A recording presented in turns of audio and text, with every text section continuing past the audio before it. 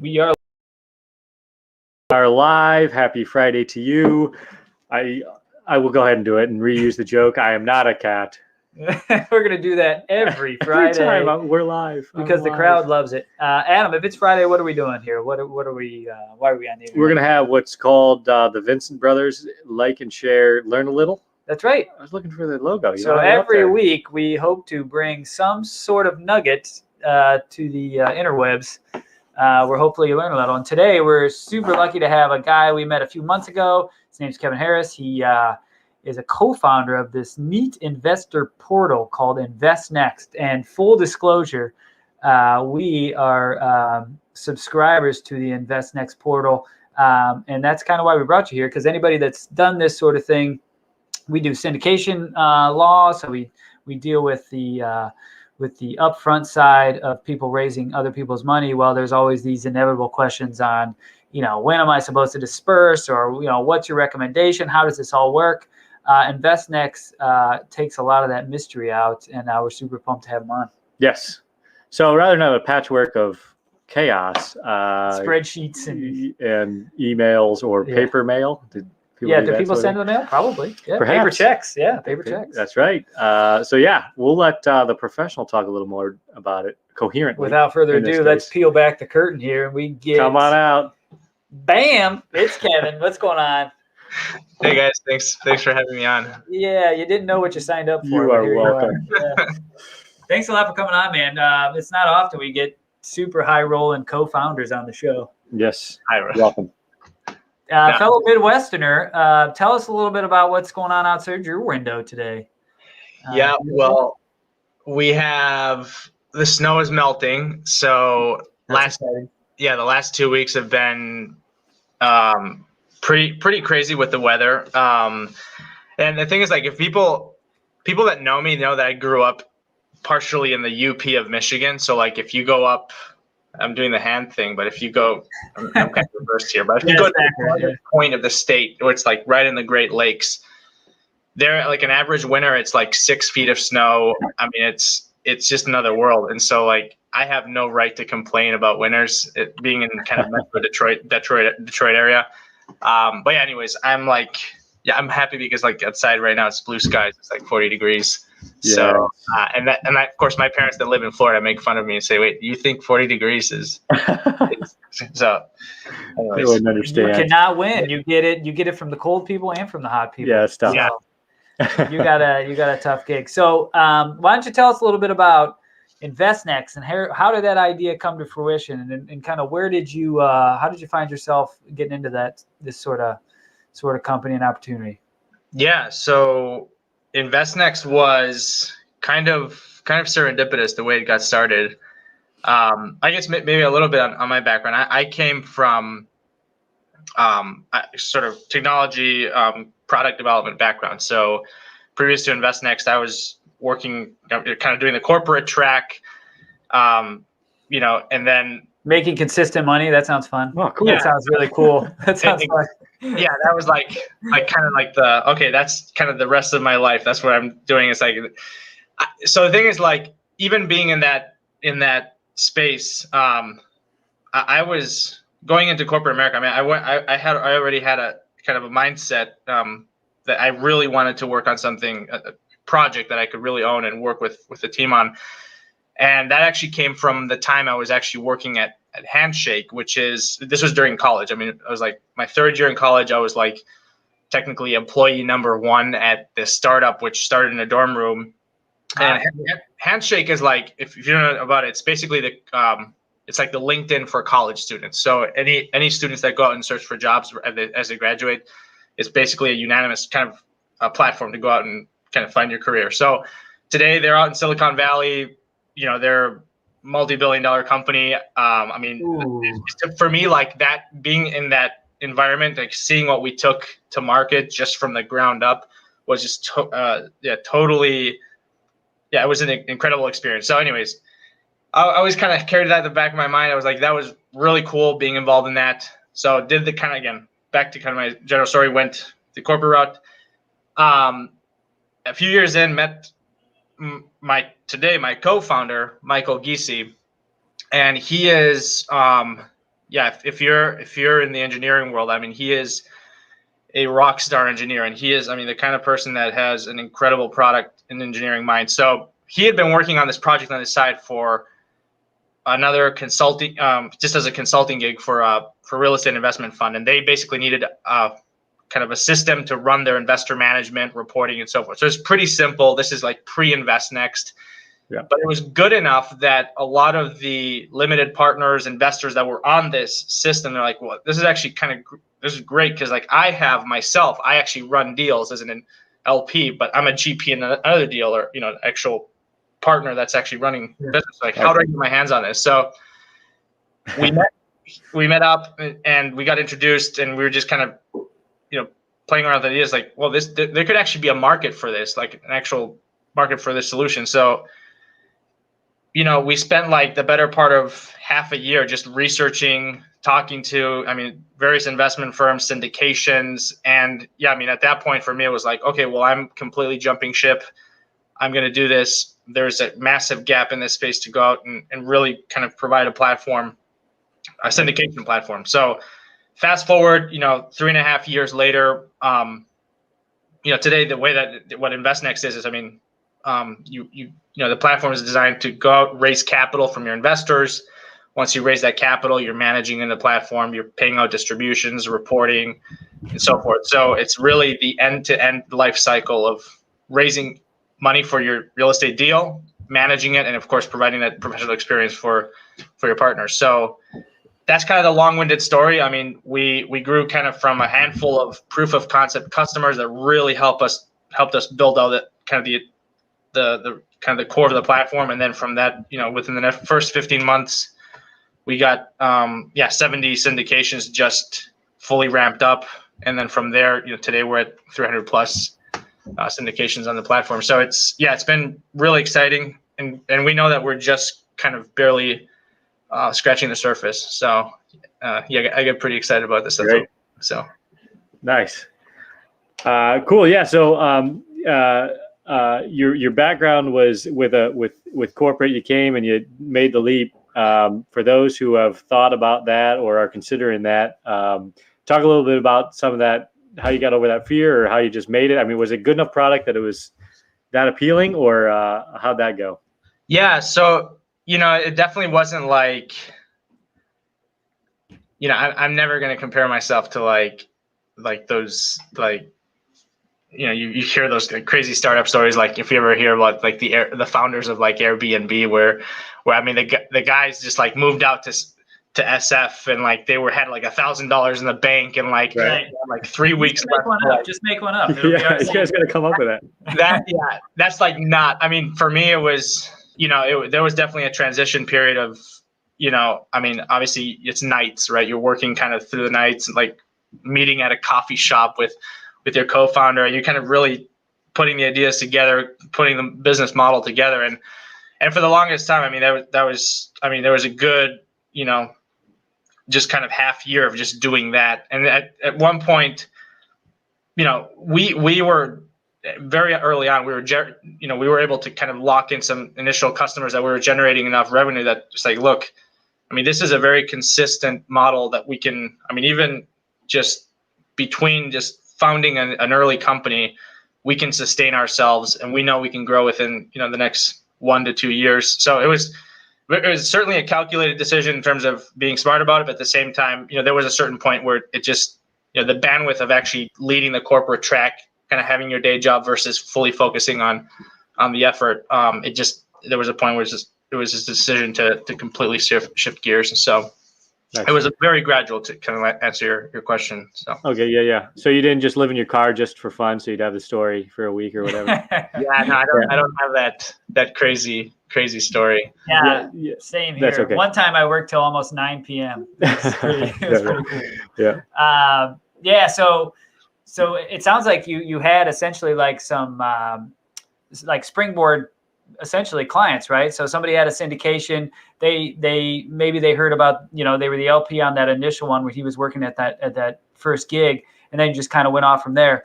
Was there what was that how long did it take from that point in time to where you guys were like, all right, let's do it, so long, here's my 2 weeks or no weeks of time to your full-time employment? And when did you guys just go after it? Yeah, from our first proof of concept customer, I mean, quite frankly, we spent a good year just, this is a relationship that we already own to start with. So we worked with that Nice. single customer to build out. I mean, it really was tailored around their processes. So probably within the span of a whole year that, I started to learn about syndication. I got involved in syndication. I started to understand how the space works. So that gave me just a chance, and I think that's the kind of the story of many people that are in this space that are going out to raise capital. They're coming from different tracks of careers. They're learning about the space. Cool. Yep.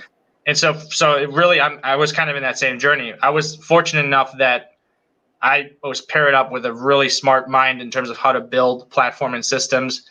And we combine our superpowers to, again, build a tailored platform for this space. And so, I mean, in that span of a year, again, kind of working the side gig, but at the same time working the day job, that was really kind of how long it took for me to really make the full transition. So. That's been great. And how have you guys found success in growing from that initial client to meeting like me and Adam, or or finding those new 299 other deals that you guys are now running? How have you seen that growth take place? A lot of it, the beautiful thing about this space is that, I mean, it is a highly interconnected space. So as I kind of alluded to earlier, very often we've had groups that, they jumped on, and their investors, I mean, those investors, they oftentimes are, I mean, they're leading deals themselves. So we had a very strong network effect of having people that, again, are investors on one side, kind of passive investors, but then on the other end, they actually are out doing deals. So a lot of it was very organic. It was word of mouth driven. And it was just the fact that, we built a really solid product that kind of tailored to, I mean, different stages of kind of the growth cycle of the firm. So everything from, small syndications that are just getting off the ground, raising capital from a handful of investors, friends and family.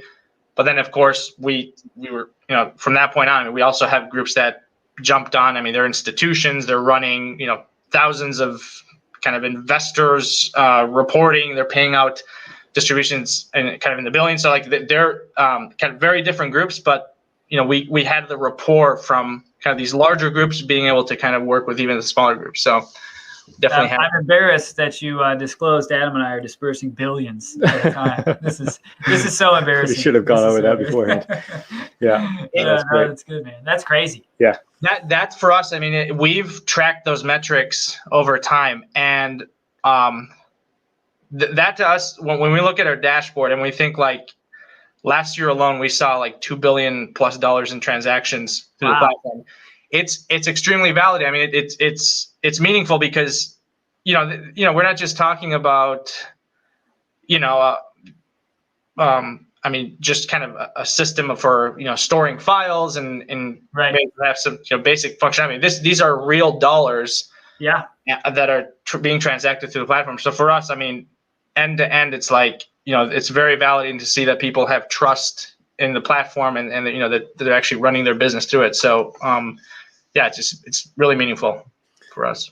Yeah, it's great. I think it's a testament to you guys spending that year getting the product off the ground and getting it into the form where you guys were confident in it to go out there. It was great. You got the beta test with current clients. But I think that's a huge thing is people get very excited about getting their product out or their business started and diving in and sometimes you can get kind of pulled off track by that excitement. And it's great you guys have it because you can tell and even our experience and people talk to about it, the product, the functionality is there, and that's the organic appeal of it. Yeah, it's really remarkable. Like the amount of stuff involved to send a check ACH to some other bank account and some other, it is remarkable. So that's like I said, a testament to you guys spending the time to do it. Because one thing is that you're pulled to like rush to market, right? Because you're like, oh my God, someone's going to beat me to that customer, out in Utah or whatever, the case may be. But you'll do much better by putting out the best product you can, because then one, you're never going to lose the ones you do attain. And then two, you're probably more than likely going to get that customer you thought you were going to lose anyway, because the other guys might fall short. So, Yeah. I mean, just to add to that, I mean, our whole philosophy around this has always been, extremely concerted in terms of, and again, this kind of goes to even general company building. Like, I think, obviously not bashing Silicon Valley or any of that, but we have a lot of viewers from Silicon Valley. So. Yeah, but careful, watch it. Yeah, I mean, I have friends out in Silicon Valley. I mean, they. Well, I don't. You're fine. I don't. So you're going to be fine.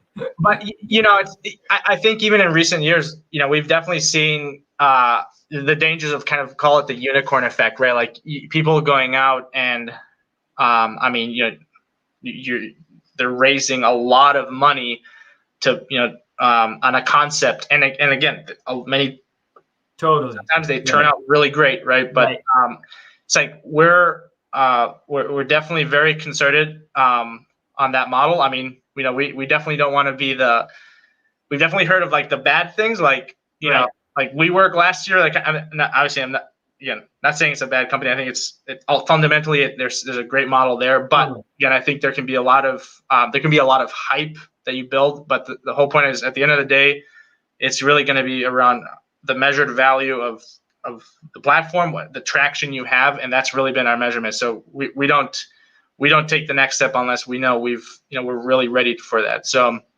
just I guess more conservative approach to how we kind of deal with scale and how we think about the future. So it's remarkable if you pay any attention to these startups, like the big ones, the multi-billion-dollar ones, is there are so many that have never made $1, right? They're raising upon raising upon raising, all in the hopes of, I'm sure, an exit strategy where everybody makes money. But it is very strange, if you're from the Midwest and you find out, billions of dollars have been raised, but no actual money has been ever made. So it's remarkable. Yeah, I definitely, I think that I think that the investor trend is changing around this. I think people are becoming wiser around it. I mean, if you kind of see a few things pan out in the markets, you kind of say like, okay, give me some concreteness about your business model. What are you actually driving towards? Like, let's actually take the hype out of this. So I think there's some reality kind of coming to fruition in that front, and I think, kind of, you called it out a moment ago, but there's this element of, and we're Midwesterners, we're, the core of our company is in Detroit. So, I mean, while we have people all over, I mean, we have a distributed team in many ways, but we really are kind of think of ourselves as a Midwest company. And part of that is we really think there is a future in our space, in this space. And this is coming from people that, again, I talk to people out West. There's big migrations of people coming back home from the coasts, and I think that the next hubs, it's Chicago, of course, has been around for a while, but I mean there's even Detroit. I mean there's kind of general areas in here that I think kind of are going to see a second wave. So, and I think there's a different attitude towards actually building a valuable company, and I think I think the future is going to be determined by that. So Yeah, no, that's good. And kind of going along with that idea of building the company and just kind of your guys' mission and values and philosophy. Can you talk a little bit about that experience? So you two were getting this together in a coffee shop for a year, and then you have a company. And so talk a little bit about your experience in terms of leading a team, putting the team together, what you look for in team members, that kind of stuff. Yeah. So you kind of call it out a moment ago, a big part of what we do is definitely define. We're continually refining our mission, and that's for us is really at the core of like what we're doing day to day. So we're not. It's easy to say, oh, we're building an investor portal, but that's not really the cool thing. I mean, the really really interesting thing is really around. Internally, we tell ourselves we are democratizing real estate investing and syndication, because we think that a lot of this, the future of this space is very much distributed. There's very much kind of an involvement of people that, again, are just getting off the ground. Perhaps they're making a different choice in their career, or they're maybe starting something on the side. But historically, capital has been locked up, very kind of in very institutional around it, very institutional means. We really serious something, yeah, right, yeah.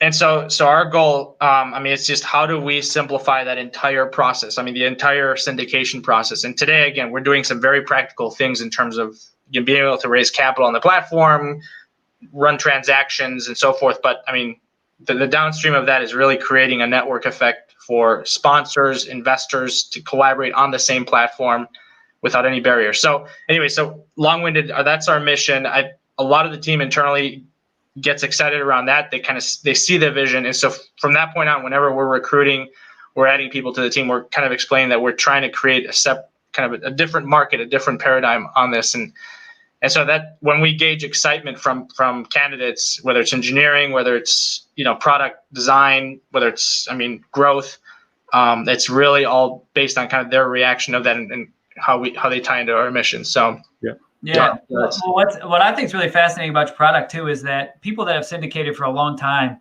maybe they've done 20 deals, but they started like 1990, and now they find out there's this portal that they want to utilize. You guys have already laid out a number of things that they've probably never even done before in their marketing, So it's kind of from start to finish, you guys have thought, and I'm sure you've taken ideas from all sorts of different investing companies and stuff to kind of, see best practice. But I'm sure there's people that are signing up that are just like, oh yeah, I've never thought to do that here, or that's a really good way of communicating that way. So, I was impressed on our kind of looking behind the curtain on how it all works, because it's like, oh yeah, we should do that too, so. Yeah, a lot of it is driven by, quite frankly, the existing generation, and especially the next generation of investors. They're, we're talking, these are data hungry people. These are people that are, not to, I don't know if Robinhood has like the same. They've had a tough run.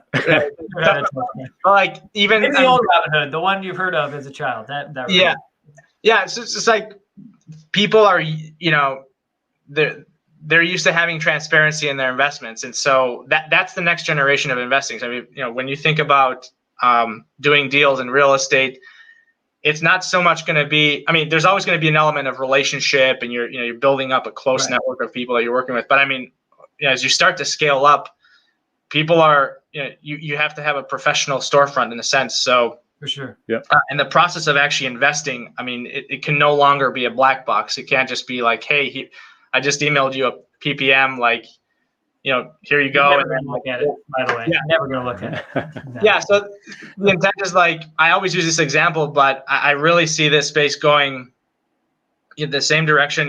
Today, when you go and shop online, you don't even think about it. You go to Amazon, you select your product, you buy it, and it just happens, and it's just there. So in many ways, investing, or that experience, really should be very similar to that. At least as an investor, you should feel kind of zero friction in that part of that process, and you should have full transparency. So again, that's part of the inspiration is, we're used to seeing that on the common trading platforms when you're trading in the public markets. There's no reason from a technological standpoint to actually that is not possible in this world, and again, in these types of transactions. So that's the stuff that we're definitely excited about. So. And I think transparency too really conveys a lot of confidence, that you as the syndicator, or, the guy running the show, gal running the show, like if you can show all that stuff, people are like, oh, this guy must know what he's doing. He's got this cool storefront, it's got all this data, and he's confident enough to kind of really peel back the onion and show what's going on. So yeah.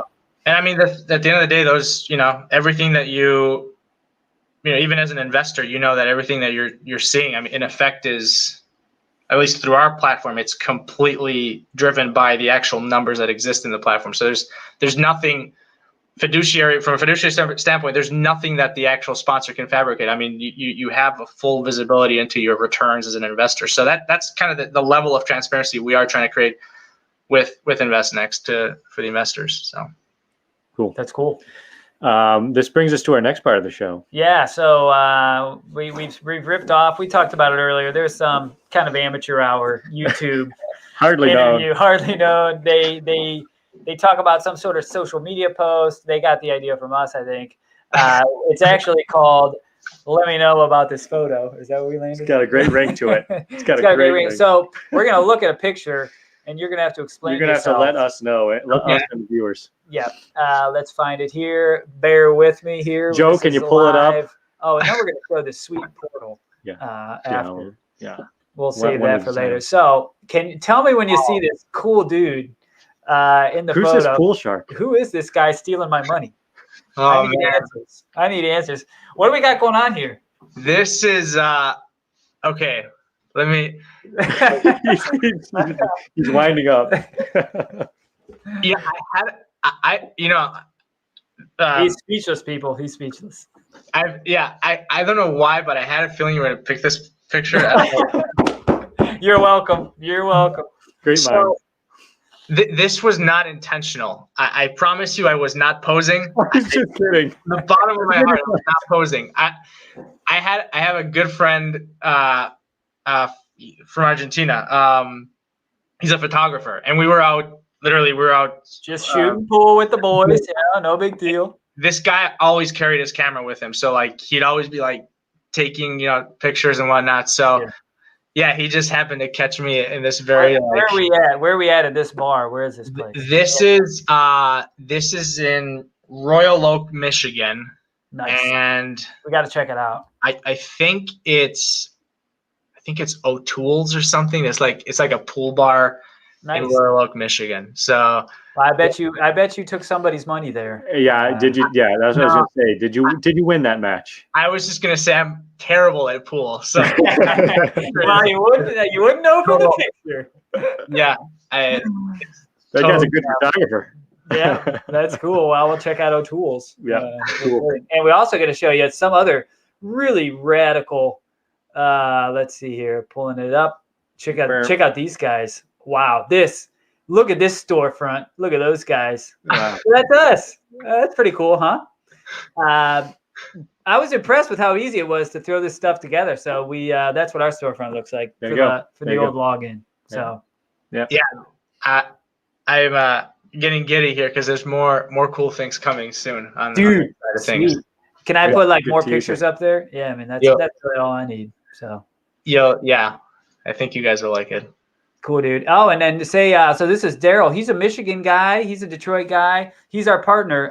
And what I'm excited about having you on today is Daryl and Adam and I and another partner, Kevin. We got 100 unit. So we'll be using you know how we signed up with you guys with one already done? Yeah. This one will be, so it'll start. We just got the PSA today. So that'll start next week in earnest. So we're excited about that, man. Yeah, for sure. That's awesome. Yep. Yeah, and Daryl's been to O'Toole's. Daryl confirms O'Toole's a great place. You got to go St. Patty's Day. Yeah. Yep. That's good. Michigan, holding it down. Boom. That's good. Well, so we've kind of run through, the business side of stuff. What else you got going on? What else you want to share? What else are you passionate about? Yeah, I mean, on the business side, we're definitely, I just mentioned, we're rolling out some major updates to actually the investor portal stuff. So actually probably by the time you go live, perhaps with your offering, you might see some updates there. Sweet. Beyond that, what's going on? I mean, just we're hiring. Yeah, that's always hiring. All right. Nice. Always looking for engineers. Marketing is definitely something we're looking at too. But yeah, that's the big thing for us. We're definitely growing the team, and I mean we're in an age where anybody can work anywhere. I mean, we have people out, West Coast, we have people in Colorado, but Detroit, that's the heart. Midwest, so that's You guys see yourselves ever having a headquarters, glass walls sort of deal? Or what do you guys imagine for that? Because you're in a unique spot, right? I mean, there's other startups like you guys that, don't need to build that, $81 million headquarter. That just may not happen in the near term. So yeah, I mean, I think for many companies now, I mean, I think that whole model, obviously due to COVID, but I think that's kind of not going away, but it's definitely changing. I can tell you that my wife, she historically works at a company that they were always, head down to the office. Left in the chair. Yeah, right. They're completely scrapping that. I mean, they're shifting their models on how they're actually running distributed teams. But in any event, we currently have an office downtown Detroit. We're trying to be kind of flexible around it. I mean, talent is going to be shifting a lot throughout the country. A lot of people, like I said earlier, they are moving away from kind of the hot spots. They're finding new markets to go work in. And so we want to be flexible around that. But I mean, we'd say like we're trying to stick to kind of a ratio of like definitely keeping it in the Midwest and Detroit. And obviously we're always going to have a presence in an office, a significant office in this area. So. Yeah, I think a lot of people, they see the value of kind of the hybrid, right? They like working from home, but also working from home is kind of a different type of exhaustion, So it's like, I love just having, if you have kids especially, it's way easier to go to an office. So, I think that hybrid will be around for a long time. Yep. Yeah. Yeah, I totally agree. I mean, I think there's going to be a balance of like, again, common workspace, go work, with your coworkers. I mean, if it's, depending on where you're at in life, I think there's definitely going to be part of the package for like, new employees. What are the options for a distributed work? So, but in any event, I think it's always good to kind of get together with people, and that totally off subject, but that'll be interesting, even in the next, who knows, the next year or so, where people start to kind of get back into things and like, probably a little awkward at first, like, it's like, oh wait, should we be, Yeah. But when I think is the first hug going to happen? When is that gonna the mosh pits. I mean, I'll tell you, just even like watching a Netflix movie, like a crowd, I was like, you kind of like, whoa, okay, this is a little weird. Like there's, that's very foreign. Yeah. But soon enough, I think that'll get back. Things will go back to that. So. Yeah, for sure.